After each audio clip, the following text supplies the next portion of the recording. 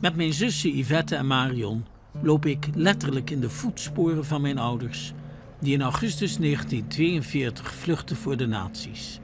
Vanuit Amsterdam, via België, Frankrijk en Spanje op zoek naar de vrijheid. Een levensgevaarlijke vluchtroute die hen in oktober aan de voet van de Pyreneeën doet belanden. Al hun herinneringen stopten ze in een koffer, die bij hun leven niet meer is opengegaan. Met ons spraken ze er niet over. En wij vroegen er niet naar. Maar nu de koffer geopend is alles anders. Nog maar 3 jaar geleden trouwden ze in Leeuwarden, waar mijn moeder vandaan kwam. Ze wisten toen al dat er groot gevaar dreigde vanuit Duitsland. Maar dat het zo bar zou worden? Een schrijver zou dit allemaal niet kunnen bedenken. Dat de mensen zoveel ellende en hindernissen en drama hebben meegemaakt. Hun enige manier om Spanje te bereiken is deze hoge bergen te voet over te trekken. Dat doen ze samen met Immanuel en Livia Adelaar, die ze in Lyon ontmoet hebben, en een Franse gids, een passeur. Rond middernacht kwamen we aan bij het grenspaaltje. We hielden elkaars hand vast en huilden van geluk. Daar zie je de pas van waar ze Spanje zijn binnengekomen en dan afdalen te voet tot ze hier in het eerste berggehucht aankomen, Setcases. In dit kleine boerengehucht doet mijn vader iets wat de sleutel tot hun redding in Spanje zal blijken te zijn. Mijn vader schrijft een briefkaart naar een Spaanse zakenrelatie, Felio Barrunola. Met de tekst: we zijn in Spanje. Als we binnen 2 dagen niet in Barcelona arriveren, dan zijn we opgepakt. Mijn vader en moeder hielden er rekening mee dat ze weer konden worden opgepakt. Ze hadden ook niet de juiste papieren. Wat ze vreesden gebeurde ook, al heel snel. In het volgende bergdorp worden ze 's nachts gearresteerd door de Guardia Civil. De werkelijke problemen starten in Spanje. Hoewel Spanje het enige adres is waar ze uiteindelijk weten dat er een kans is dat ze een boot kunnen pakken en werkelijk naar de vrije wereld toe kunnen.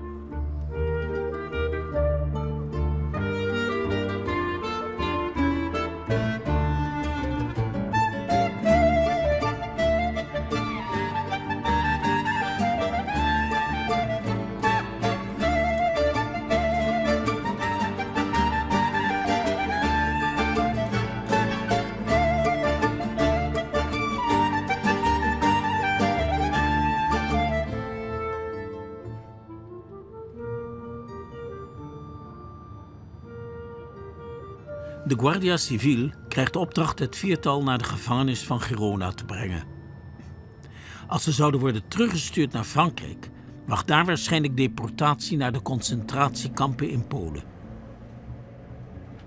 Kan de zakenrelatie van mijn vader, aan wie de briefkaart is verstuurd, zijn connecties inzetten in het politiek verscheurde Spanje, waar dictator Franco soms hult met Nazi-Duitsland? Catalonië is momenteel in de greep van de hernieuwde onafhankelijkheidsstrijd. De herinneringen aan het fascistische Franco-regime, toen de Catalanen met geweld onderdrukt werden, zijn hier nog relatief vers. We hebben een afspraak in een oude textielfabriek in Sabadell met de kleinzoon van de vroegere eigenaar, die in dit verhaal een belangrijke rol gaat spelen. Hello, how are you? Nice to meet you. For us, it's fantastic to meet you. Feel like at home. Thank you. Definitely am. Pleasure. We go to see the factory. Perhaps you will smell something of your Familiar. familiar. Yes. I smell our you. Careful here. Toen ik dus mijn voet over de drempel zette, toen moest ik heel erg denken, ook qua sfeer en qua luchtjes die daar hingen, aan de zaak van mijn vader vroeger. Vond ik een heel mooi moment. Had ik niet verwacht.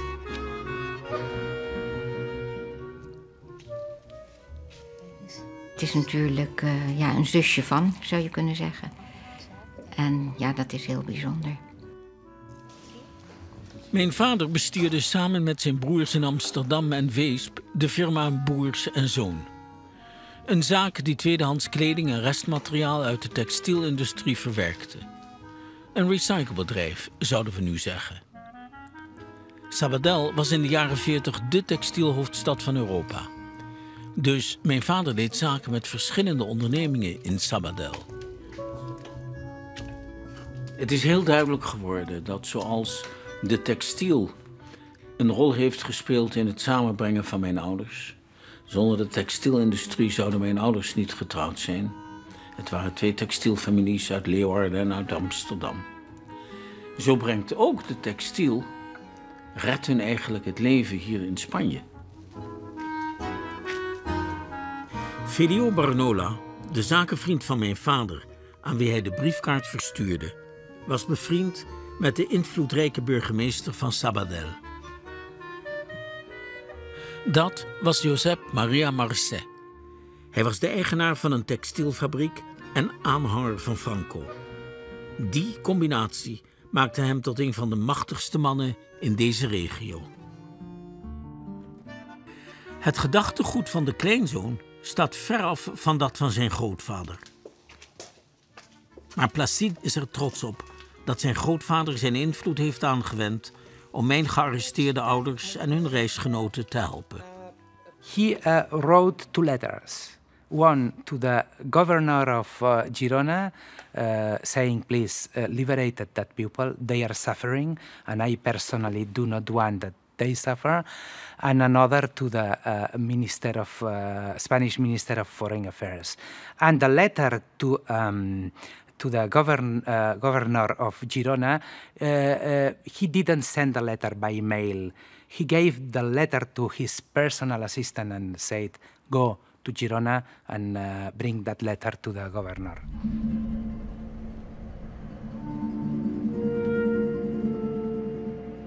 Intussen zitten mijn vader en Emmanuel Adelaar in de gevangenis van Girona. Bij aankomst kunnen ze nog net voorkomen dat ze worden kaalgeschoren door te wijzen op hun spoedige vrijlating. Zo schrijft Adelaar in zijn verslag. Wie meer wil weten over het lot van de vluchtende Joden in Spanje, stuit nog steeds op gesloten archieven. Maar dat geldt niet voor de historicus Josep Calvet, die zich heeft toegelegd op dit onderwerp. Hij heeft op ons verzoek allerlei documenten over mijn ouders weten te vinden. Over hun arrestatie en verhoor, over het verblijf in de gevangenis van Girona en nog veel meer. Door zijn speurwerk hebben we de politieke achtergronden van de Spaanse hulp aan mijn ouders leren kennen. La visite de les industriels de Sabadell a Girona, c'est positif et Monsieur Adelaar et Monsieur Boers ont parti de la prison de Girona à Barcelone le 29 septembre.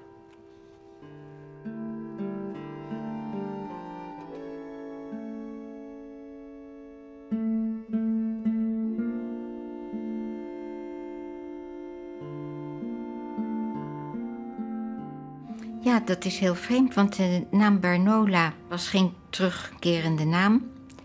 En wat deze man betekend heeft in de oorlog, nee, daar had ik geen weet van. Helemaal niet. En daar komt niet alleen een man, ook een vrouw tevoorschijn. Een echtpaar die alles in het werk stelde en heel vindingrijk waren om te bewerkstelligen wat ze wilden. Ze zijn steeds gearresteerd. Maar als er geen mensen waren geweest die ze eruit hadden geholpen, ja, dan was het verhaal van mijn ouders ook ten einde gekomen. En dan had ik hier nu niet gezeten.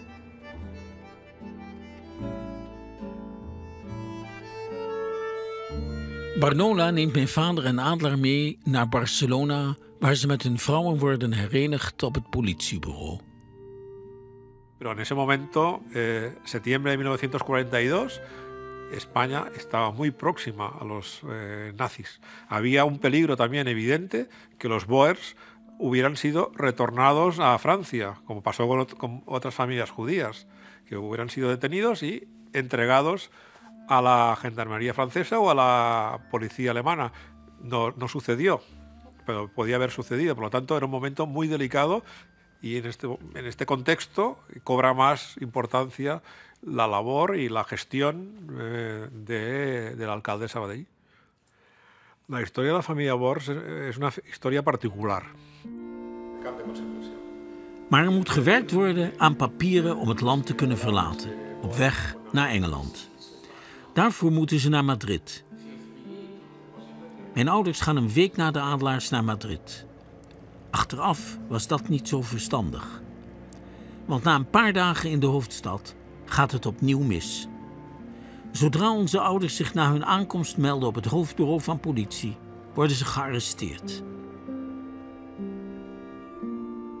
De Adelaars deden een week eerder hetzelfde, maar konden gewoon hun intrek nemen in een hotel op kosten van de Nederlandse overheid.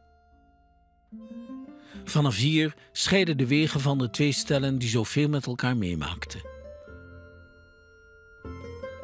Ondanks dat de Nederlandse consul en de ambassadeur zich met de zaak gaan bemoeien, wordt de situatie alleen maar erger. Mijn moeder zat in die tijd in Madrid in de vrouwengevangenis.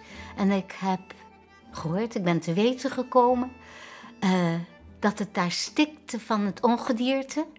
En dat daar dus ook heel veel mensen ziek zijn geworden. Mijn vader wacht een nog slechter lot. Hij wordt op transport gezet naar het concentratiekamp Miranda de Ebro. Hem daaruit te krijgen zal een stuk lastiger blijken te zijn. Nou, dat heeft wel even geduurd voor we dat gevonden hebben, hoor. Het is goed verborgen door de Spanjaarden. Wat mij opvalt, is dat in de hele weinige keren dat ons ooit verteld is dat hij in Miranda del Ebro is geweest, dan sprak je over het kamp. Ik was in een kamp. Hij heeft nooit gezegd wat hier staat, dat het een concentratiekamp was. En wij hebben, ik althans heb nooit geweten dat hij in een concentratiekamp heeft gezeten. Het was een kamp en hij sprak er verder niet over.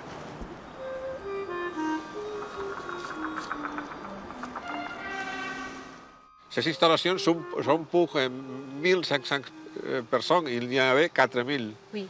C'est impossible de vivre ici. Pour se laver, pour se laver, pour manger, pour tout. Oui. Il y avait une dysenterie, il y avait beaucoup de maladies. Si. C'était l'hiver, parce Oui. qu'il était ici de septembre jusqu'à janvier. L'hiver ici est très difficile, la rivière et tout, c'est difficile, il y a froid habituellement, et neige. Sub-zéro. Oui. De neige, Oui. la neige, Oui. de glace. Oui. Et tout le monde Il n'y avait pas de chauffage. Non. Non. Tout le monde qui a été ici rappelle que c'est très difficile l'hiver. L'hiver de 42 à 43, c'est très difficile.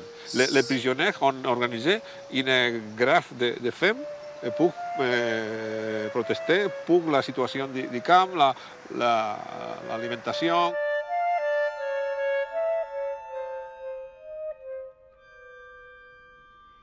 Het enige wat daar stond was een beetje een vergaan affiche. Een stenen ruïne. Maar het klinkt ongeloofwaardig dat de Spaanse regering niets heeft gedaan om al die duizenden gevangenen en doden die er zijn gevallen waarschijnlijk ook te herdenken. Helemaal niets. Ik denk dat niet veel mensen, in ieder geval in mijn omgeving, weten dat Spanje dat toch neutraal was. Zo neutraal niet was. En dat daar ook een concentratiekamp was. Dat de mensen daar ook op vreselijke manier werden weggestopt. Dat is niet bekend. En het is de hoogste tijd dat dat aan de wereld bekendgemaakt wordt.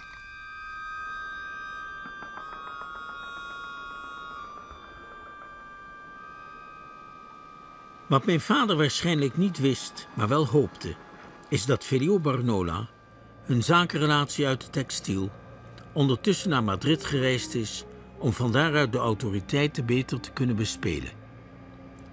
Gisteren hoorden we tot onze verrassing dat er in de archieven van Madrid een interessant papiertje bewaard is gebleven.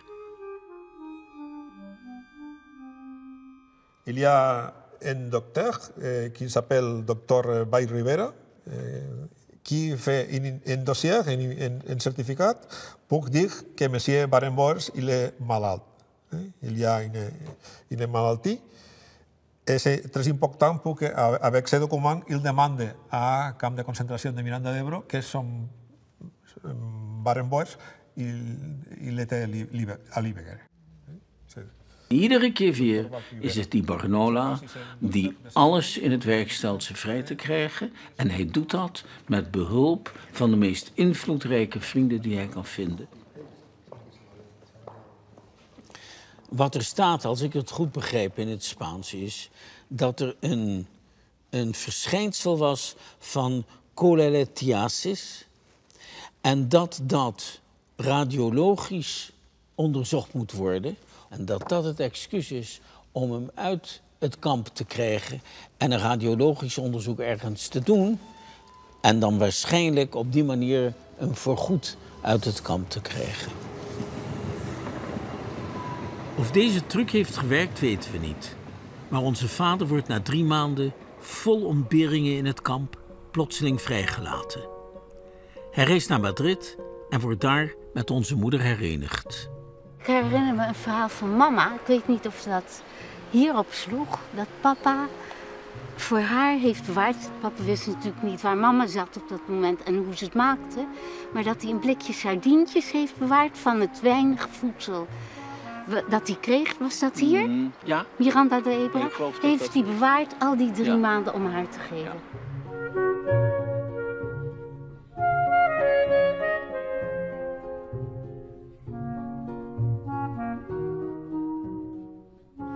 C'est un grand paradoxe. Pour ces personnes qui ont échappé du nazisme pour aller à un pays très proche à nazisme, avec un régime politique fasciste. C'est le grand paradoxe de toute l'histoire.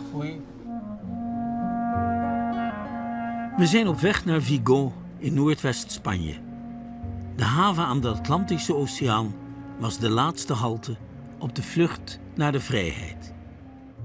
Op de lange reis door de nacht komen onwillekeurig de beelden terug van de moeizame weg die onze ouders moesten afleggen om hier te komen.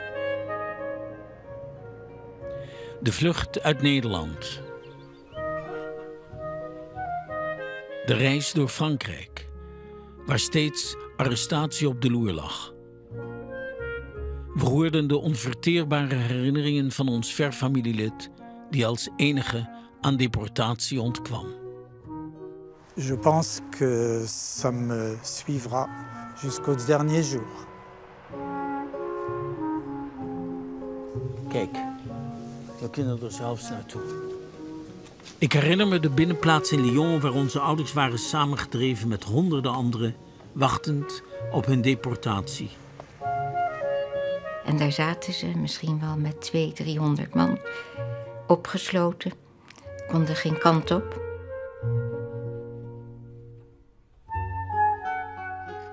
Ik heb nu een beeld van de zware tocht over de Pyreneeën.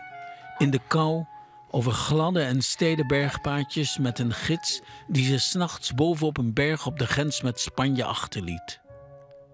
En hier, in Spanje, waar alles allemaal zo anders was dan we ons hadden kunnen voorstellen. Hoewel mijn ouders er niet over gesproken hebben en hoewel ons niets verteld werd, heel sumier geantwoord werd op een enkele vraag. Ik denk dat het tot me doorgedrongen is dat die hele eerste generatie, niet alleen diegenen die in de concentratiekampen hebben gezeten, maar al die Joden, of ze nou in de onderduik zaten of ze gevlucht zijn, ik denk dat die hele generatie door de hel is gegaan. Ieder op zijn manier, Ieder misschien in een andere afdeling van de hel. Maar ze zijn allemaal door de hel gegaan. En ik besef mij door deze reis dat ik, en ik denk elke Jood van de tweede generatie, opgegroeid is in de schaduw van die hel. Dat is iets wat ik mij niet zozeer bewust ben geweest van totdat wij deze reis gemaakt hebben.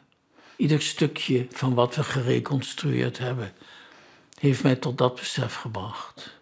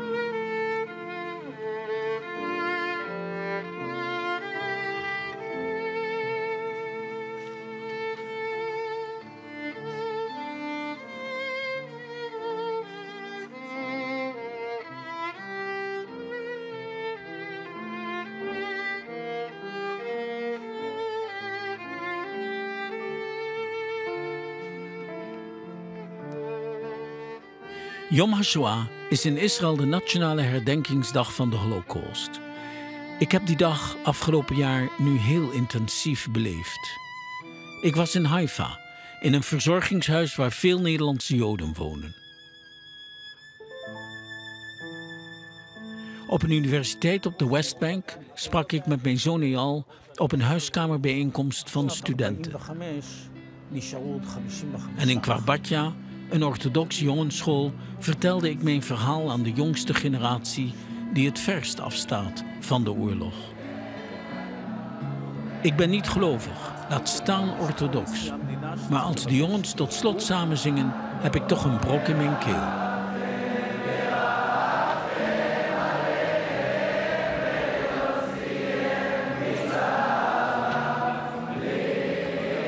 Dit alles speelt me door het hoofd als we aankomen in Vigo. Voor mijn ouders eindelijk, na 7 maanden, de poort naar de vrijheid. En ook voor ons het einde van een lange reis. Mijn vader had 1 bepaald lied van Frank Sinatra dat hij altijd op belangrijke momenten liet spelen. En op het moment dat we die kade opliepen in Vigo, speelt een muzikant, een straatmuzikant, dat lied van Frank Sinatra, My Way.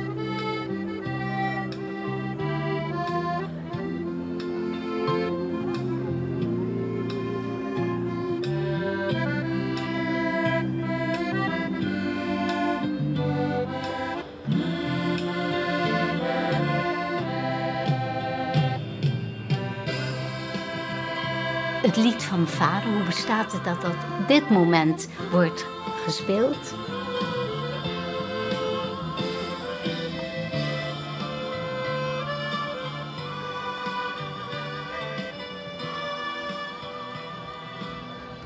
Maar toen dacht ik ook bij mezelf, papa en mama hebben het dus op hun manier gedaan. Dat heeft ze hun vrijheid uiteindelijk opgeleverd. En aan de andere kant dus, zou die gedacht hebben, hadden mijn broers en de andere familie het ook maar op mijn manier gedaan. Dat flitste door me heen. Ja, en toen had ik het even te kwaad. Het is heel raar dat op zo'n moment, ja, de timing was zo raak.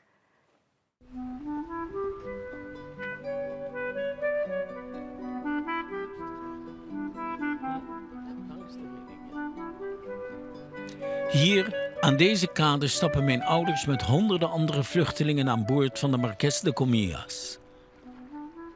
Het heeft ze een maand gekost om op de passagierslijst te komen. Mijn ouders staan als Zweeds geregistreerd, want de Zweedse ambassade bemiddelde. Het schip zal koers zetten naar kamp Gibraltar, een Brits opvangkamp op Jamaica.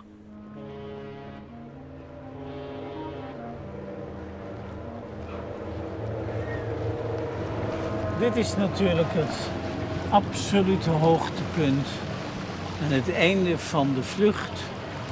7 maanden en 1 dag nadat ze uit Amsterdam vertrokken zijn. En hier gaan ze de boot op. En aan de ene kant denk ik dat ze kijken naar de andere kant van de Atlantische Oceaan, Amerika en Jamaica. En de adrenaline die door ze heen moet gaan, dat ze nu op weg zijn naar de absolute vrijheid, totdat ze terug zullen keren.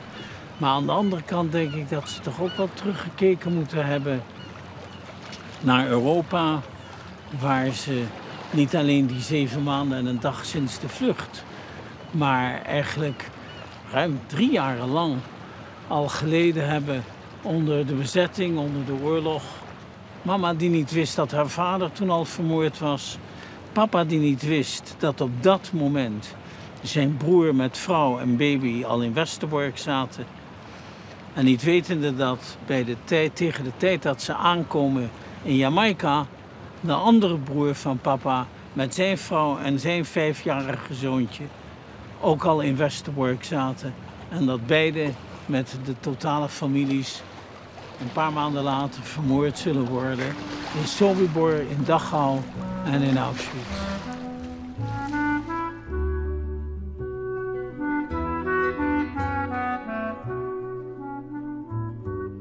Schuld is een groot woord, maar dat hij zich misschien enigszins schuldig voelde tegenover zijn broers en hun vrouwen en kinderen.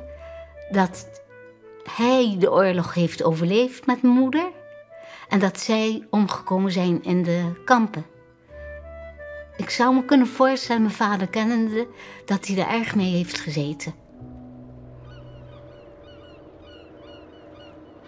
Auschwitz heeft voor bijna iedereen een afschuwelijke afloop gehad. De reis van mijn ouders heeft een zeer positieve en een zeer hoopvol aspect in zich. Ja, het was afschuwelijk dat ze moesten vluchten. Ja, de reis was erbarmelijk. Maar uiteindelijk heeft de reis geleid naar vrijheid en naar een nieuwe generatie. Het was een goed stel. Goed huwelijk. Want het kan natuurlijk ook helemaal mislopen als er zoveel gebeurt. Het kan ook dat je het niet samen aan kan. Of dat je er niet overheen komt samen. Maar ik denk dat het hem verbonden heeft. Dan ben je een gelukkig kind als je uit zo'n gezin komt.